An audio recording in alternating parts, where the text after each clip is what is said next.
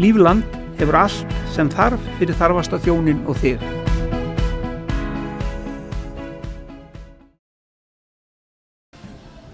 Það að koma jól og við hestamenn eigum líka jól og ég fann Björgvin Bjúgnakrækir. Blessaður. Þú ert komið nýtt nafn.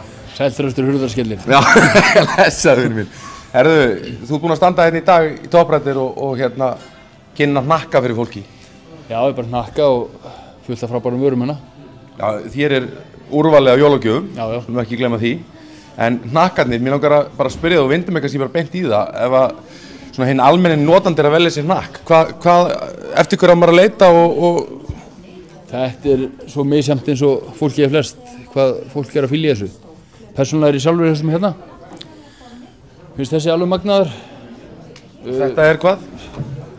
Já. Já, þetta topprættin akkur. Er þetta IQ Plus eða? Þetta hérna Spirit. Spirit? Já. IQ Spirit? Bara Spirit. Bara Spirit? Spirit. Þetta ekkert IQ-neitt? Nei, þessi magnaður IQ-ni hérna. Náttúrulega nokkur ár sinni hann kom, svo ég rosa hrifinn af þessum nýja hérna. Þetta hérna... Þetta svona ódýrari allt, hnakkur í allt mögulegt. Þetta Hvað verður svona hnakk? Þetta 299.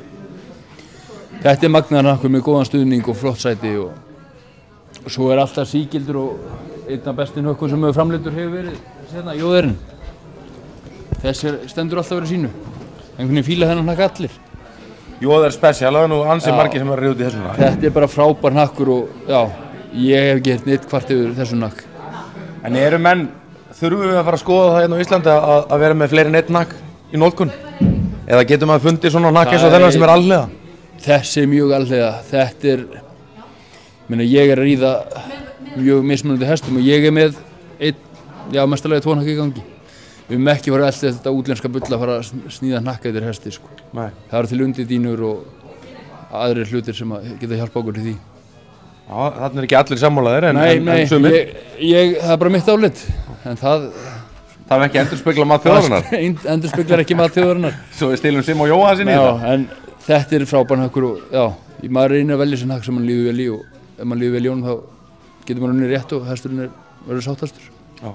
Gott mál, þannig að hnakkarnir eru klárir. Svo náttúrulega hægt að rölda hér búðina og finna alls konar vörur, bæði úlpur og keppnisjakka og buxur og... Allt frá A til Ö hérna.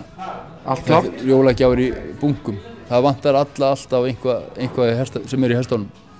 Frá hönskum, húum, reiðbúsum, flotta peysur. Hérna, eins og núna jólin, hvernig starfið í hesthúsinu? Farið á bak á aðfangadag? Er aðfangadagsreitur? Já, ég hef nú yfirleitt haldið þá hefði gott verið, en nú var ég út í Noregi þessi jól. Það var mestarlega tekið göngutúr niður á tjörn með guttan og hent brauð í hausinn á öndunum. Já, en það þá allavega? Já, það einhver út verið, en nei, ef ég heima þá reynt að fara í reitur. Ertu hefðarmaður? Eru jólin alltaf eins og skreitt á sama degi? Mjög... Hann komin að hefða fólki hér í styrbúðinni, já.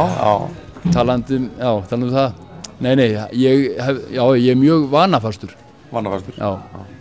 Þannig að það bara þessi hnakkur og það bara þetta og það bara þetta. Og það sama konan og málið afgreitt. Málið dautt. Við hvetjum alltaf að kíkja hér upp í topprættir. Þetta fullt af jólagjöfum, allavega. Og hér verður hún aðalheiður 20. og 1. á morgun, sundaginn. Þannig að hérna, það verður nóg að vera hér.